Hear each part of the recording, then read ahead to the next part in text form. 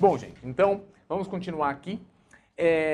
O segundo governo da República Oligárquica é o governo de Manuel Campos Salles. Um outro paulista, portanto, aquele negócio de alternância paulistas e mineira acabou, isso não existe. Tá? Uma das questões, Campos Salles, ele é um cara, um dos presidentes, assim, talvez mais importantes da Primeira República, porque ele o governo dele consegue articular as alianças políticas e consegue montar uma estrutura política que foi vista como uma das grandes responsáveis pela estabilidade política durante a Primeira República. Que foi o quê? Foi a política dos governadores. A política dos governadores nada mais foi do que uma aliança, um acordo entre oligarquias. Como é que funciona isso? Existe o presidente da República e existem os governadores. Durante a Primeira República, você ser eleito não significa que você vai tomar posse. Existia uma coisa, um órgão chamado Comissão Verificadora das Eleições. E a Comissão Verificadora das Eleições tinha o poder de impedir um eleito de tomar posse. Isso era conhecido como degola. Era como se o cara fosse metaforicamente degolado. Não pode tomar posse. Todos os governadores, para tomar posse, precisam da anuência, ou seja, da concordância do presidente da República. Então, como é que funciona isso? Tem as eleições são roubadas, eu vou falar disso ainda. Os governadores são eleitos e o presidente permite que eles assumam. Portanto, o presidente apoia os governadores.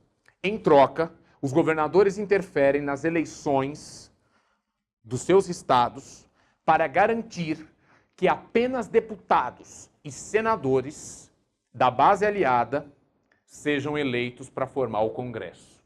E qual é o objetivo? O objetivo é garantir um Congresso submisso ao presidente da República. Um Congresso que vai aprovar as leis do presidente, e não um Congresso que vai entrar em atrito com o presidente, como aconteceu no Marechal Deodoro da Fonseca. Então, o presidente garante que os governadores assumam. Os governadores, em troca, garantem deputados e senadores submissos ao presidente. Lembrar que deputados e senadores representam os estados, que são governados pelos governadores. Em outras palavras, essa política aqui ficou conhecida como a política do é dando que se recebe, a troca de favores. Quem está na base do sistema eleitoral são os coronéis, coronelismo. O coronelismo ficou associado ao mandonismo local. Então, os coronéis eram líderes políticos locais, municipais, que interferiam nas eleições dos seus municípios. Então, os coronéis tinham o chamado curral eleitoral. O que é o curral eleitoral? Que é uma expressão da Primeira República. É um número de eleitores que vão votar nos candidatos indicados pelo coronel. Então, o coronel faz com que os seus eleitores votem no candidato que o coronel apoia para governador. Se esse governador for eleito, o governador garante que o dinheiro chegue para o município que o coronel é influente. Então é uma troca de favores. O coronel garante votos e os governadores garantem o dinheiro para o município. É assim que funciona. As eleições são roubadas da Primeira República, que, aliás, a fraude eleitoral já vem desde o Império, isso não é novidade aqui. Existe uma série de termos que eram dados, porque o voto, na época, era um voto aberto. Então, não há voto secreto nesse momento. Então, as pessoas recebem uma cédula, votam, e o comprovante eleitoral, o comprovante que você votou, é uma cópia dessa cédula, inclusive com a indicação do seu candidato. Então, é muito mais fácil você controlar o voto. Expressões como voto do curral eleitoral, que eu já expliquei, né, o número de eleitores que se comporta como um gado, que são aqueles eleitores que serão indicados pelo coronel para votar nos candidatos que o coronel quer. Existe um outro termo, que era voto de cabresto, que é aquele voto conduzido. Tem muita gente que pensa que o voto de cabresto é o voto na violência. O voto onde a pessoa tinha que votar no candidato, que o coronel estava com uma cartucheira atrás das costas do cara. Na verdade, o voto de cabresto não é bem isso. Havia violência nas eleições, havia. Só que o voto de cabresto é um voto sem consciência política. É aquele voto que a pessoa, ela pode até votar com vontade, mas ela vota porque é o candidato que o coronel pediu para ela votar. Aí se você pergunta, mas o que esse candidato pretende fazer? A pessoa não sabe. A pessoa está votando porque é indicação do coronel. Ponto. E isso existe até hoje. Esse voto indicado, esse voto sem consciência política. Havia também outras expressões como a eleição de bico de pena. O que é isso?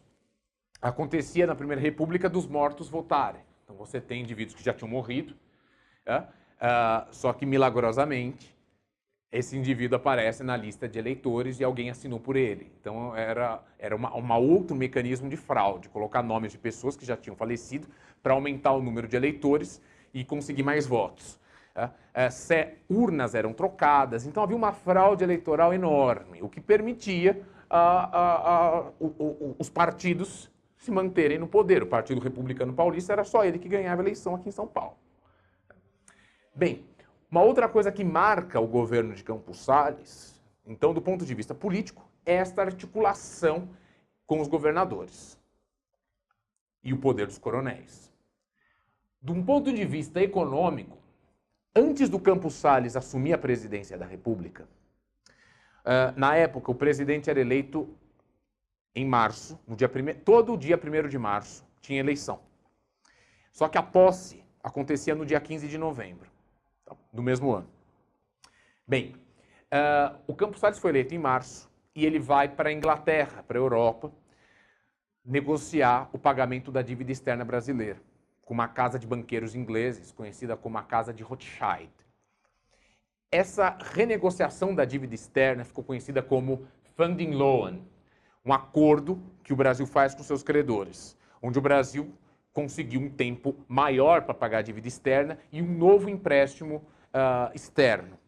Em troca, o Brasil deveria organizar as suas finanças para conseguir pagar essa dívida posteriormente.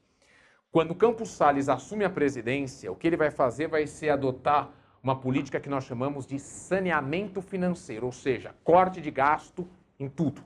O governo aumenta os impostos e economiza o dinheiro, corta custos.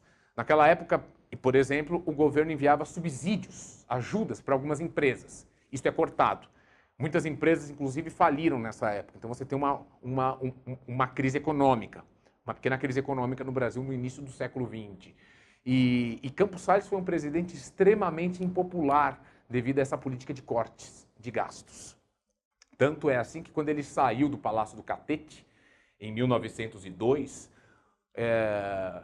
e populares tentaram jogar ovo nele e o cara foi vaiado na volta. Então, apesar de ter sido um presidente que faz uma articulação política que serviu de base para sustentar a Primeira República pelos anos que viriam, esse presidente também adota uma política e foi um cara extremamente impopular entre a população do Rio de Janeiro. Bem, na sequência, em 1902, você tem uma nova eleição presidencial. Então, observa aqui que a coisa está funcionando. Tudo bem que é baseado na fraude eleitoral, é baseado numa minoria de pessoas que votam, mas você tem presidentes governando o mandato e indo próximo, e assim vai, e assim sucessivamente. Em 1902 é eleito um novo paulista à presidência da República, que fora governador de São Paulo, Rodrigues Alves. E Rodrigues Alves vai adotar uma forma de governo que ficou conhecida como o quadriênio progressista, que foi marcado por uma reforma urbana na capital do país, foi marcado por medidas de saúde, combates às principais doenças que assolavam o Rio de Janeiro, e é aí que vai vir o nome de Oswaldo Cruz, e também é marcado pela incorporação de um território ao Brasil, o Acre, em 1903. Isso eu vou falar na nossa próxima aula.